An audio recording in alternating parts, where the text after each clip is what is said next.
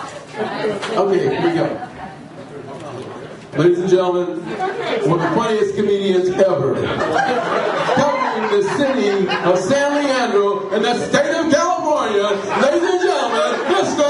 BillRoyNo2!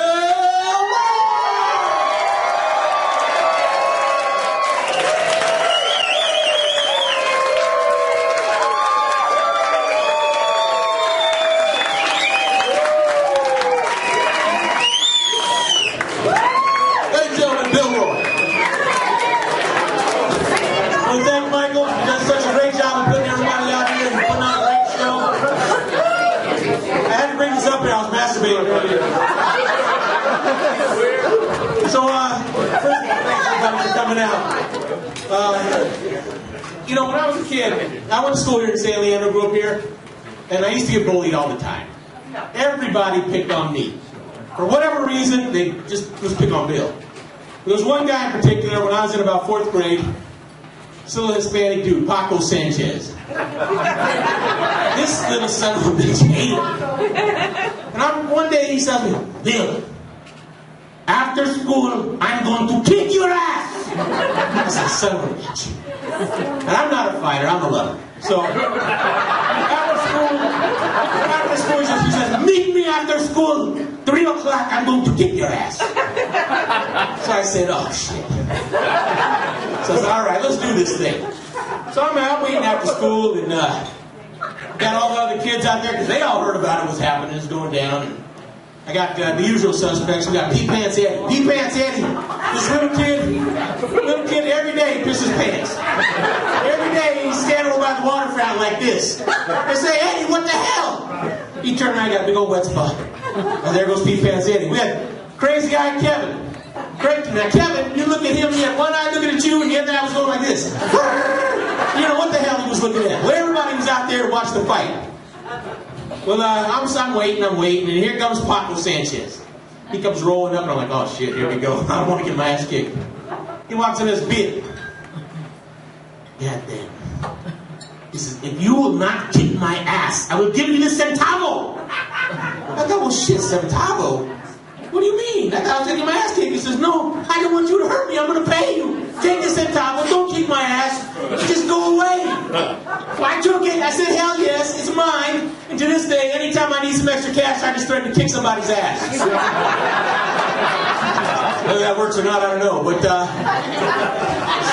I do still have that centavo, and I remember it every time I need a little extra change in Mexico. But I also had a guy live down the street from me, Dennis Flores. Biggest piece of shit on the face of the earth. This kid would pick on me every single day. No matter what I did, he'd just go, Bill. Tell the whole neighborhood about Bill, because Bill's got problems, and Bill's this and that, and just a constantly bullied. So one day, I got my brother, Ryan. I got him and all his buddies and all my buddies. We all got on our bikes and we rolled down to Dennis's house. We looked like the fucking Hells Angels of Arctic Street. So we're on our little Stingray swing piece of shit. We're gonna go kick Dennis's ass. So we roll up onto this piece of shit's lawn, and we're all out there, and we pick the biggest guy. The biggest guy said, "You will knock on his door."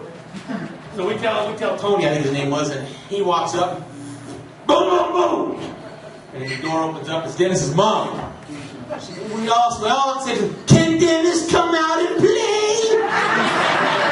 And she's like, "Oh, Dennis, your friends are here." And he's in the background going, "For the love of God, Mom, don't send me out there. They're gonna kick my ass." To this day, never had any problems with him. But when I was a kid, and I wasn't particularly the greatest kid. I had my problems. And my mom, loved her to death, but she always had to get after me when I had problems. But we had a little dog, a Beagle Mix, named Fonzie, greatest dog ever. But he had a leash. And this leash was leather. It was long, it was tough, it had a chain on it. And every time I'd get in trouble, my mom would come out. "Go get the leash. God damn it, go get the leash." I was like, oh shit, it's over. She would make me go get the leash for her to kick my own ass. Just to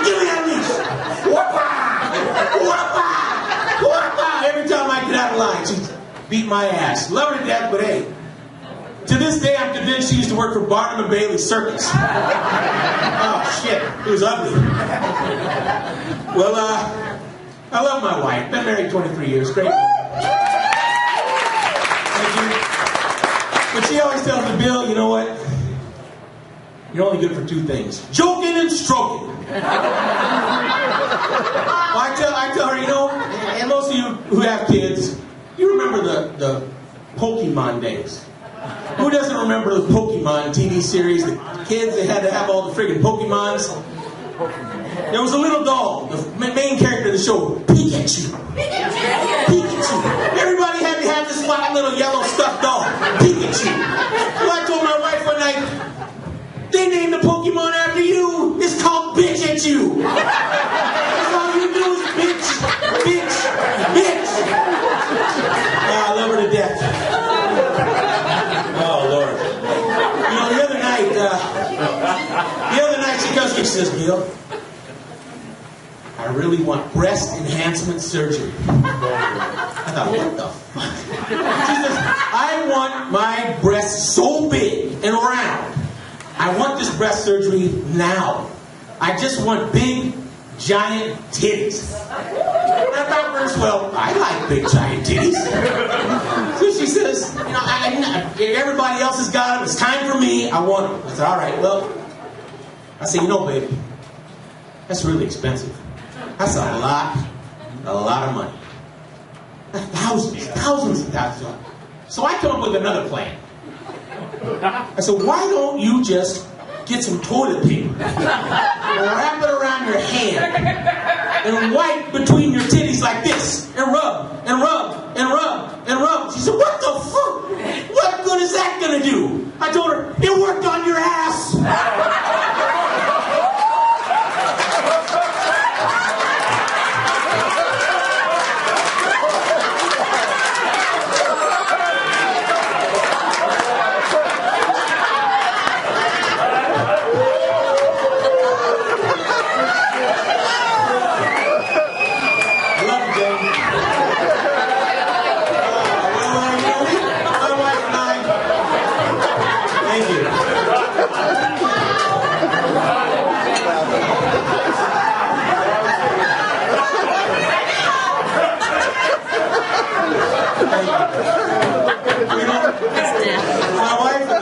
Watch a lot of television. If she lets me come home tonight. We like to watch a lot of television. Our favorite shows, we like to watch our game shows. Wheel of Fortune and Jeopardy. So I sit around every night and watch Wheel of Fortune. And every night, Pat comes out, and every contestant on that show's got the perfect life. Pat comes out and says, hey, Steve, tell me a little bit about yourself. Steve says, you know, Pat, I got the perfect life. I'm a doctor in the daytime, and at night I'm a lawyer. I've got a beautiful wife, a huge home. I live in the greatest neighborhood. I have 4 beautiful kids. Life is good. Everybody has that same life on Wheel of Fortune. Just once I would like to see Wheel of Misfortune. I want to see Pat come out. Dun, dun, dun, dun, dun, dun. Pat comes out and says, Billy Bob, tell me a little bit about yourself. And Billy Bob says, well, Pat, life ain't been so good. I'm divorced. My wife, she done left my ass 4 years ago. I lost my job at the plant. I can't stand my new wife that she came along, and I hate that bitch since day one.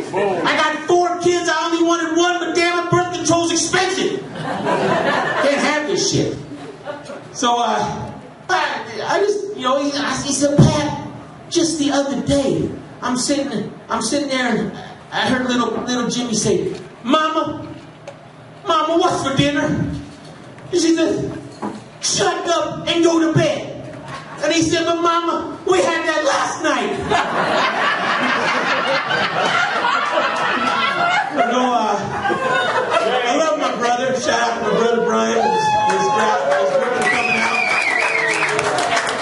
But my brother's a damn redneck. Yeah, Billy, son of a bitch. Yeah. Cowboy boots and a cowboy hat and all this other bullshit. Country and Western music. There's only two kinds of music.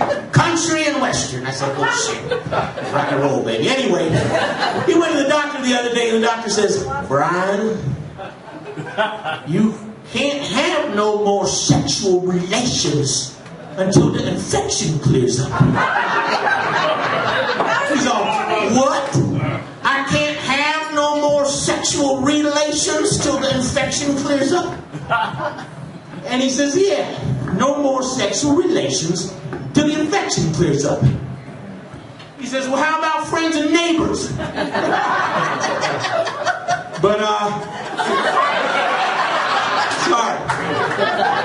I used to work at some crazy places. Thank you to my work friends for coming out. I used to work at a finance company many years ago. And I managed a finance company, and we had the craziest boss in the world. Middle Eastern guy. Mid-40s, 50 maybe. And this is what I'm talking 20 years ago. He had more oil in his hair than in his car. He had 14 gold chains around his neck and his shirt unbuttoned down to his belly button. And he comes swagging through the office. Bill, goddamn good morning. Bill, we need to go for coffee. Well, he was so inappropriate. He would say the stupidest shit to people in job interviews. This guy's name was Assad Mahmoud Farsini. He's sitting in a job interview one day, and I was the manager, so I was there with him. He tells this nice young lady, tell me something, girl. If you come to work at this company, do you have any children? Do you have babies? And she says, oh yeah, I have 2 little girls. He says, then tell them, when you come to work in this company, who's going to watch the babies? You can't ask this shit. I'm trying to tell you. You can't ask this shit. You're out of your freaking mind. But he used to get pissed off at me all the time when the numbers were down. You know how it works. Everybody out here's got a job and they're not doing well. Shit's going wrong. The boss is going to get on you. He would always come to my desk, swagger on up. God damn, Bill. God damn. And he was trying to say, if you cannot get me more loans, I am going to come down hard on you. But this is how it went. Bill, God damn. I'm telling you, God damn. If you can't give me 6 more loans today, goddamn, I'm going to come all over you. True story. I tell him, son, I got a wife and kids, baby. Don't do it. You might need to use the towel. Oh, Lord. But it was good times there, good times. I used to work at another finance company, and I had a lot of good people working there with me. I had one girl, we called her Lazy Eye Susan. She had one eye that went this way, and one eye that went that way, no matter if you were sitting right in front of her talking to her. Well, she comes rolling in one day after lunch with a goldfish bowl. She walks up, she puts it on our desk, she says, Bill, this is my new goldfish. I love him. I've named him Herbert. He's the greatest. He's going to motivate me to do a better job. I'm going to sit here at my desk all day and talk to him. Another buddy of mine, Sean, he worked with me, and he walked over, crazy guy, love it. He walks up and says, Susan, let me see the fish. She says, Sean, you wouldn't believe it. This fish is gonna be my buddy. I love him. We're gonna talk all day long. He says, he walks up, he reaches in the goldfish bowl, takes the fish out and swallows it whole. He says, fuck you and your fish. Have a good day. And walks off.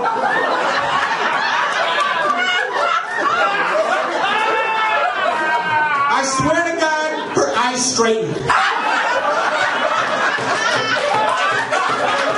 Way on the bitch! Way on the... Thank you, Lord! Oh, shit. One of the greatest jobs ever. One of the greatest jobs. My favorite job ever was a place called Option 1 Mortgage. Shout out to Option 1. ever. Scott, greatest boss ever. But we had some characters there. We had a girl there by the name of Mindy Morris. And Mindy was the type that would say and do fucking anything. She would say whatever she wanted, whenever she wanted. She didn't give a shit who she was talking to. My first day at work, I'm sitting at my desk real quiet. First day at work, and I'm just like, all of a sudden I hear, "Damn my coochiches!" What the fuck was that? A couple seconds later, she goes, "Sorry, Bill." Well, we used to have a gift exchange at Christmas. Everybody wrapped up a little present, $10, and we pass it around, something nice for somebody. Mindy was a character. Just love her to death. Just character. She opens up her present. It's a fucking bath towel. Just like this. Not a matching set. Just one. Does this have a shit stain on it?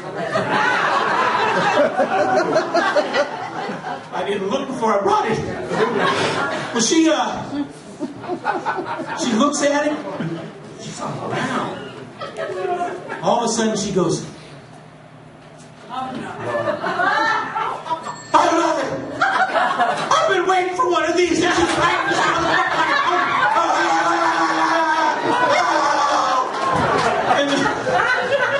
I've always wanted one of these. And the poor girl that gave it to her is this little Indian girl named Shweta. Shweta. We looked at her, and she was like, she thought she was given the greatest gift on earth, a bath towel. Everybody needs a bath towel. Well, Mindy needed it all right. She needed to get off. Good times. But the craziest person I ever worked with was an old lady by the name of Jean Jones. Jean Jones was about 6.5 feet tall, blonde hair sticking up to here. And she would come into work and tell us the craziest stories ever. First of all, she put 4 layers of bubble wrap on her chair.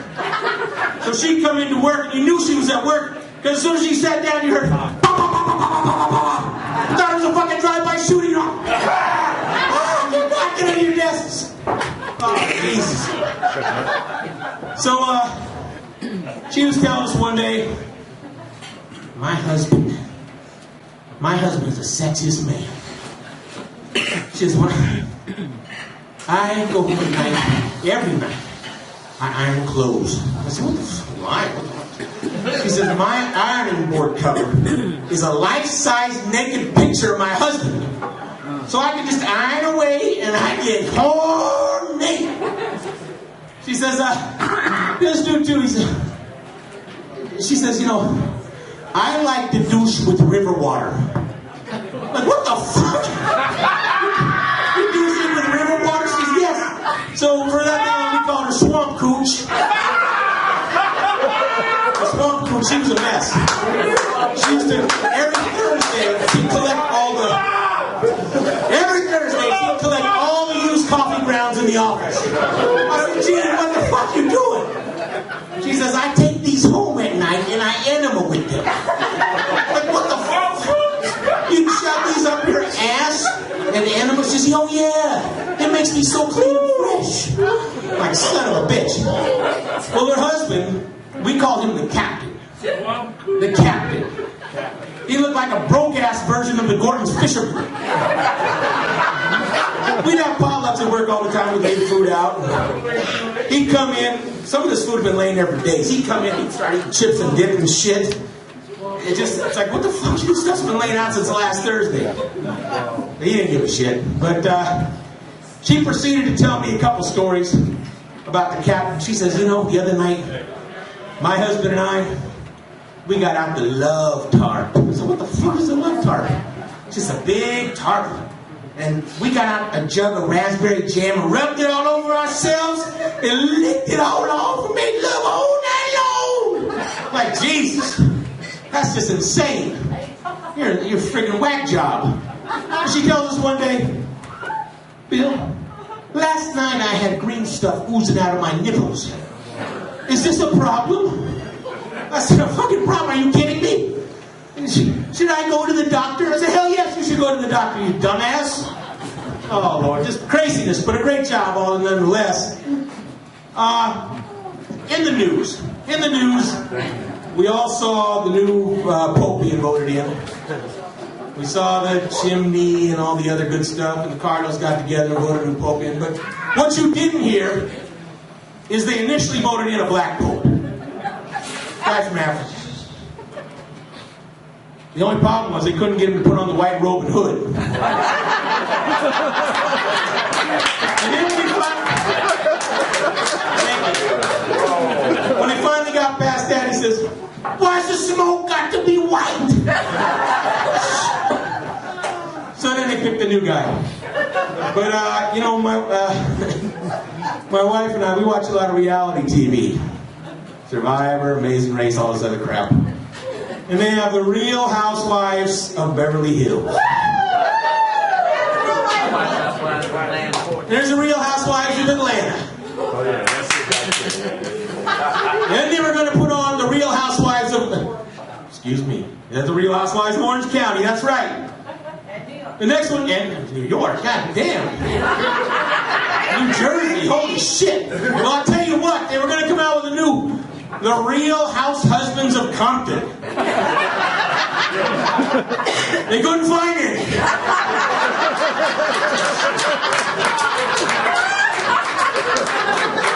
Oh, Lord. So, I'm sitting home. This was a while back before I got married to my lovely wife, who may or may not take me back after tonight. But, I was lonely one night, feeling like I needed a little loving, and decided to call one of my ex-girlfriends. Hot, just gorgeous. And I gave her a call and said, hey, remember me? Oh, yeah, I remember you. And I said, hey, we should get together, have a little dinner, and get together and talk, and maybe who knows what, a little something, a little coochie-coochie. So she's like, this is a good idea. We should get together and do this. So I told her, I said, I'm a little older, a little fatter, bald. I don't know if I can keep up with you. She says, don't worry about that. You can keep up with me. I'm sure you'll rise to the occasion or whatever. She says, it's okay because I've gained a few pounds myself. I hung up on the bitch.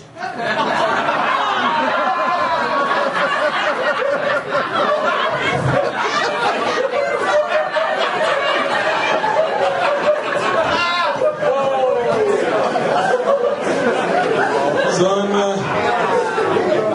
in bed the other night with my lovely wife. We're getting it on. And she's always asking me, am I getting fat? I said, no, baby. No, you're not getting fat. You're perfect. And we're getting on.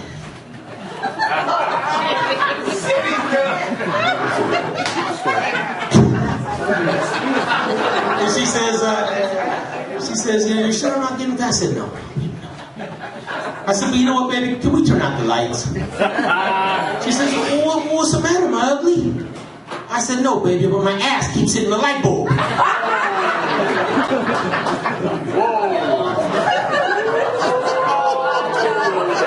all right. I love the fat ladies. I love the fat ladies. And ladies love fat guys.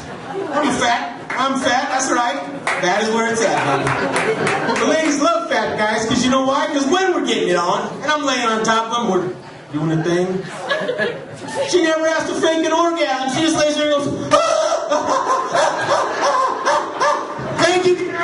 Thanks for coming out.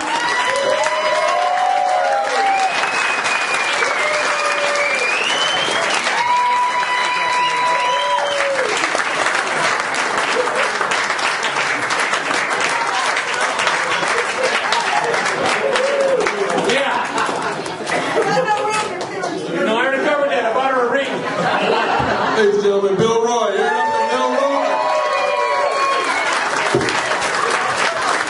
That's Bill only the second time on stage. You gotta give it up because I know the comics have been up here like 20, 30 times. years worth of comedy, and not as funny as Bill. Seriously. And Bill, thank you very much for bringing all your family and friends out here. The Bill Roy Fan Club. Bill, you ought to start your own Bill Roy Fan Club on Facebook. Seriously. Bill Roy the Fan. Right? The Bill Roy Show. You think I should have Bill back? Yeah! When should I bring Bill back? When should I bring Bill back?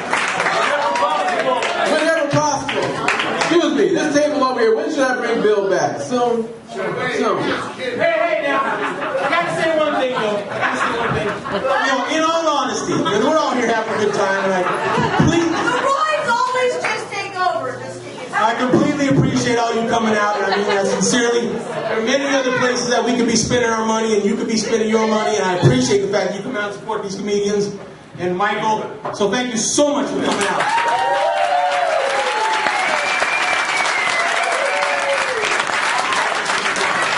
And Bill will be giving blowjobs in the parking lot.